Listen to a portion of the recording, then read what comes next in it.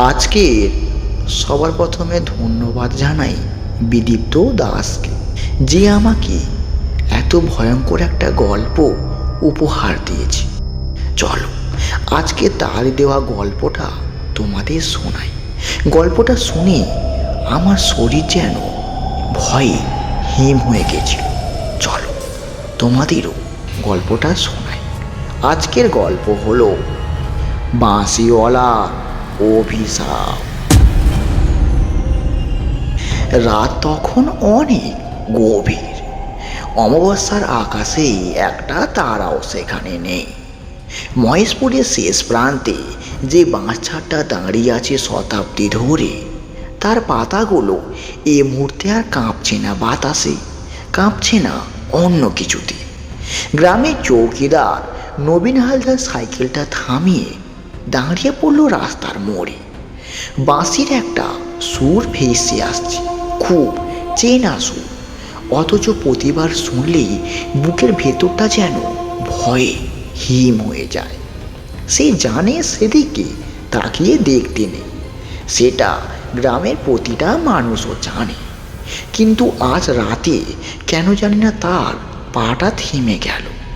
বাঁশঝাড়ের অন্ধকারে একটা ছায়া নড়ে উঠল, লম্বা, স্থির, মুখহীন।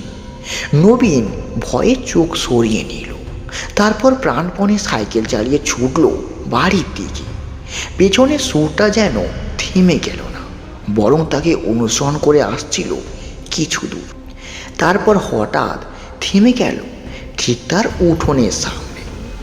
পরদিন সকালে নবীনের বাড়ির উঠোনে পাওয়া গেল ভেজা মাটিতে একজোড়া খালি পায়ের ছাপ। ছাপগুলো বাড়ির দরজা পর্যন্ত এসে হঠাৎ মিলিয়ে গেছে, যেন কেউ হেঁটে এসেছিল, তারপর বাতাসে মিশে গেছে। নবীন সেদিন আর কথা বলেনি কারোর সাথে। 3 দিন পর তাকে পাওয়া গেল বাঁশঝাড়ের ধারে, চোখ খোলা, নিঃশ্বাস আছে, কিন্তু কোনো চেতনা নেই। মহেশপুরের গ্রামটা এমনিতেই শান্ত, সবুজ, নদীর ধারে বসতি এমন একটা পুরনো জনপদ। কিন্তু গ্রামের পশ্চিম কোণে যে বিশাল বাঁশঝাড়টা আছে, তাকে ঘিরে একটা অদৃশ্য দেওয়াল যেন তৈরি হয়ে গেছে বহু যুগ যুগ ধরে। সন্ধ্যা নামলেই ওদিকে কেউ আর যায় না, গরু ছাগল পর্যন্ত ওই পথ এড়িয়ে চলে। গ্রামের প্রবীণরা বলেন, বাঁশঝাড়ের নিচে ঘুমিয়ে আছে এক অতৃপ্ত আত্মা। অমাবস্যার রাতে সে জেগে ওঠে, বাঁশি বাজায়। যে শোনে সেই সুর, তার জীবনে নেমে আসে একটা ভয়ঙ্কর অন্ধকার। কেউ কেউ তো পাগলও হয়ে যায়, কেউ হারিয়ে যায় চিরদিনের মতো। মায়েরা সন্ধ্যার পর বাচ্চাদের ঘরে বন্ধ করে রাখেন, দরজায় সর্ষে আর নিম পাতাও গুঁজে দেন। এসব রীতি এখনও চলে, যদিও এখন আর কেউ মনে করতে পারে না কবে থেকে শুরু হয়েছিল এই অভিশাপ। শুধু গ্রামের সবচেয়ে বৃদ্ধ মানুষ হারানো ঝা, তিনি সব কিছুটা জানেন। তিনি কাউকে এত সহজে বলেনও না। তার চোখে একটা সবসময় ভয় লুকিয়ে থাকে যখন কেউ ওই বাঁশঝাড়ের নাম নেয়। বহু বছর আগে তখন মহেশপুরে জমিদারি প্রথা চলত। জমিদার রাজেন্দ্রনাথের একমাত্র মেয়ে সুলেখা ছিল রূপে গুণে অতুলনীয়, কিন্তু তার মন পড়েছিল গ্রামের এক দরিদ্র রাখালের দিকে। ছেলেটির নাম গোকুল। গরু চড়াতো সে বাঁশঝাড়ের ঠিক পাশের মাঠে। তার বাঁশি বাজত এমন সুরে যে পাখিরাও থেমে সেই গান শুনত। সুলেখা প্রতিদিন লুকিয়ে আসতো সেই মাঠে বাঁশির এই মধুর সুর শুনতে। ধীরে ধীরে দুজনের মধ্যে গড়ে ওঠে এক নিষিদ্ধ ভালোবাসা। জাতপাতের দেয়াল ভেঙে সমাজে চোখ এড়িয়ে তারা সবসময় স্বপ্ন দেখত দূরে কোথাও পালিয়ে গিয়ে নতুন জীবন শুরু করবে। কিন্তু জমিদার জানতে পারলেন। ক্রোধে অন্ধ হয়ে তিনি আদেশ দিলেন গোকুলকে শাস্তি দেবার। এক অমাবস্যার রাতে লাঠিয়ালরা গোকুলকে নিয়ে গেল সেই বাঁশঝাড়ে। তাকে মারধরও করা হলো। তারপর জীবন্ত অবস্থাতেই মাটিতে তাকে পুঁতে দেওয়া হলো, যাতে তার মৃত্যুর কোনো প্রমাণ সেখানে না থাকে। তার সঙ্গে পুঁতে দেওয়া হলো তার প্রিয় বাঁশিটাও। সুলেখা কোনোদিন জানতেও পারেনি গোকুলের কি হয়েছিল, শুধু জেনেছিল সে আর কখনো ফিরে আসবে না। মাসের পর মাস সে বাঁশ গাছের কাছে দাঁড়িয়ে থাকত, অপেক্ষা করত সেই সুরের, সেই গোকুলের। ঠিক তারপরও একদিন সে নিজেও হারিয়ে গেল। কেউ বলে নদীতে ডুবে মারা গিয়েছিল, কেউ বলে সে নাকি পাগল হয়ে বন জঙ্গলে ঘুরে বেড়াতো বাকি জীবন। সেই থেকে প্রতি অমাবস্যায় বাঁশঝাড় থেকে ভেসে আসে ভয়ঙ্কর বাঁশির সুর। গ্রামের মানুষ বিশ্বাস করে গোকুলের আত্মা এখনো অপেক্ষা করছে তার ভালোবাসার জন্য, তার প্রতিশোধের জন্য। ঋত্বিক শহরের ছেলে, পড়াশুনো শেষ করে চাকরির অপেক্ষায় সে দিন কাটাচ্ছিল। তার দাদু বছর 10 আগে মারা গেছেন, রেখে গেছেন মহেশপুরের পুরনো একতলা একটা বাড়ি। বাড়িটা এতদিন তালা বন্ধ ছিল। সম্পত্তির কাগজপত্রের কাজে এবার তাকে আসতে হলো গ্রামে, প্রায় ওই 2 সপ্তাহের জন্য। শহরের কোলাহল ছেড়ে গ্রামের নিস্তব্ধতায় প্রথম রাতেই ঋত্বিকের কেমন যেন একটা অস্বস্তি হলো। বাড়িটা পুরো, কাঠের দরজাগুলো ক্যাঁচ ক্যাঁচ করে, দেওয়ালে শ্যাওলাও জমেছে। কিন্তু তার চেয়েও বেশি অস্বস্তি হলো প্রতিবেশীদের ব্যবহারে। তারাও তাকিয়ে থাকে, ফিসফিস করে কথা বলে, কিন্তু কেউ কোনো খোলাখুলি কিছু বলে না। বাড়ি দেখাশোনার দায়িত্বে থাকা বৃদ্ধ কমলা মাসি একদিন সন্ধ্যায় বলে ফেললেন, বাবু, সন্ধ্যার পর ওই পশ্চিম দিকে যেও না, ওই বাঁশ বাগানের ধারে। ঋত্বিক জিজ্ঞাসা করল, কেন? কমলা মাসি কোনো উত্তর দিলেন না, শুধু মাথা নিচু করে চলে গেলেন। ঋত্বিক ব্যাপারটা হালকাভাবে নিল। শহরের যুক্তিবাদী মন দিয়ে সে ভূতপ্রেত বিশ্বাস তেমন করে না, কিন্তু সে রাতে ঘুমের মধ্যে সে প্রথমবার শুনল সেই ভয়ঙ্কর বাঁশির সুর।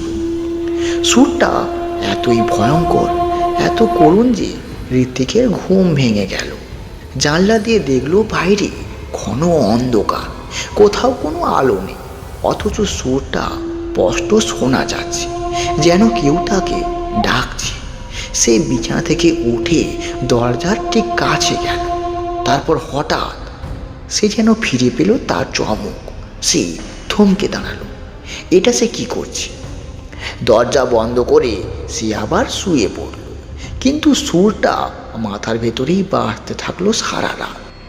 পরদিন সকালে ঘুম থেকে উঠে সে দেখল তার পায়ে কাদা লেগে আছে, যদিও সে মনে করতে পারছে না বাইরে সে বেরিয়েছিল কি না। বিছানার পাশে মেঝেতে কয়েকটা বাঁশ পাতাও পড়ে আছে, যদিও আশেপাশে কোনো বাঁশ গাছ তেমন নেই। সে ব্যাপারটা এড়িয়ে যাওয়ার চেষ্টা করল, ভাবলো হয়তো স্বপ্নই দেখেছিল। কিন্তু পরের রাতেও একই ঘটনা ঘটল। আর তার পরের রাতে সুরের টানে সে সত্যি বেরিয়ে পড়ল বাড়ি থেকে। প্রায় ঘোরের মধ্যে হেঁটে গেল বাঁশঝাড়ের দিকে। বাঁশ পাতা শুকনো গন্ধ, বাতাসে এক অদ্ভুত স্যাঁতস্যাঁতে ভাব, আর দূর থেকে ভেসে আসে পোকামাকড়ের ডাক সব। বাঁশঝাড়ের মুখে পৌঁছতেই সুরটা যেন থেমে গেল। ঋত্বিক দাঁড়িয়ে রইল নিঃশ্বাস আটকে। তারপর অন্ধকারের গভীর থেকে একটা যেন ভয়ঙ্কর অবয়ব বেরিয়ে এলো, লম্বা, রোগা, পুরনো ধুতি পরা একটা ছায়ামূর্তি। যেখানে মুখ থাকার কথা, শুধু একটা অন্ধকার শূন্যতা সেখানে। ঋত্বিক চিৎকার করতে গিয়েও পারল না, গলা দিয়ে তার শব্দ পর্যন্ত বেরোল না।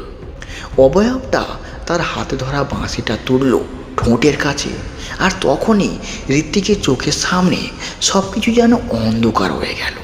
ঋত্বিক জ্ঞান ফিরে পেল সকালের বিছানায়। শরীরটা তার দুর্বল, মাথাও ভার।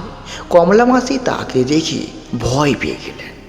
বাবু, তোমার চোখ দুটো কেমন যেন লাগছে। আয়নায় তাকিয়ে ঋত্বিক দেখল তার চোখের নিচে কালো ভয়ঙ্কর দাগ, আর চোখের মনি যেন কিছুটা ঘোলাটে।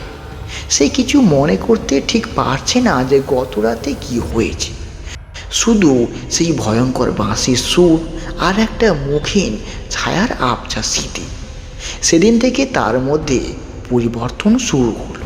খিদেও কমে গেল, রাতে তার ঘুমও আসে না, অথচ দিনের বেলায় ঘোরের মধ্যে থাকে। মাঝে মাঝে নিজের নাম পর্যন্ত ভুলে যায় কয়েক সেকেন্ডের জন্য। আর প্রতি রাতে সুরটা আরও কাছে, আরও স্পষ্ট শোনা যায়। গ্রামের মানুষ তাকে দেখলে উল্টো পথ নেয়। একদিন বাজারে এক বৃদ্ধা তাকে দেখে বললেন, কি যে হলো, ওই ছেলেটাকেও নিয়ে গেল, আবার সেই শুরু হলো। ঋত্বিক অবাক হয়ে জিজ্ঞেস করলো, কি হয়েছে কাকু? কিন্তু বৃদ্ধা দ্রুত সরে গেলেন সেখান থেকে। শেষে সে গেল হারান ওঝার কাছে। বৃদ্ধ মানুষটা তাকে দেখেই যেন কিছু একটা আন্দাজ করছিল। তার ঘরে ঢুকে দরজা সে বন্ধ করে দিল। তা তুমি গিয়েছিলে বাঁচারে? হারান ওঝা প্রশ্ন করলেন। ঋত্বিক মাথা নাড়ল। তা আপনি কি করে জানলেন? তা তোমার চোখটা দেখলেই বোঝা যায়। যাদেরও ডেকে নিয়ে গেছিল তাদেরও চোখে ঠিক এমনই ছাপ পড়ে। হারান ওঝা একটা দীর্ঘশ্বাস ফেললেন। গোকুল তোমাকেও বেছে নিয়েছে বাবু। হারান ওঝা সেদিন প্রথমবার পুরো কাহিনীটা খুলে বললেন। গোকুল আর সুলেখার প্রেম, জমিদারের প্রতিশোধ, বাঁশঝাড়ের নিচে জ্যান্ত পুঁতে ফেলা। বলতে বলতে বৃদ্ধ মানুষটার গলা যেন কেঁপে উঠল। তা গোকুলের আত্মা এখনো মুক্তি পায়নি বাবু। ও একা, ও কষ্ট পাচ্ছে এখনো। প্রতি অমাবস্যায় ও একজনকে ডাকে, নিজের সঙ্গীও বানাতে চায়, যাতে ওকে আর ওখানেই একা থাকতে না হয়। যাকে ও পছন্দ করে তার আত্মাকে ধীরে ধীরে টেনে নেয় নিজের জগতে। শরীরটা এখানে থাকে, কিন্তু ভেতরটা পুরো ফাঁপা হয়ে যায়। তাহলে যাদের নিয়ে গেছে তারা কোথায়? ঋত্বিক জিজ্ঞেস করল। গলা তার শুকিয়ে আসছে। হারান ওঝা মাথাটা যেন নিচু করলেন। শেষ অমাবস্যায় ওদের আর খুঁজে পাওয়া যায়নি। শুধু একটা করে বাঁশি পড়ে থাকতো ওই জায়গায়। ঋত্বিকের শরীর যেন হিম হয়ে গেল। তা বাঁচার আর কোনো উপায় নেই বলুন? বৃদ্ধ কিছুক্ষণ চুপ করে রইলেন। একটা উপায় আছে, কিন্তু তার জন্য জানতে হবে গোকুলের দেহটা ঠিক কোথায় পোঁতা হয়েছিল। যদি তার হাড় তুলে সঠিক নিয়মে সৎকার করা যায় তবে তার আত্মার মুক্তি পাবে। কিন্তু কেউ জানে না জায়গাটা ঠিক কোথায়।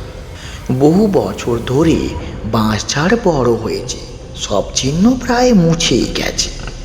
ঋত্বিক সেই রাতে বাড়ি ফিরে আর ঘুমোতে পারল না। শেষ অমাবস্যা আসছে ঠিক 4 দিন পর।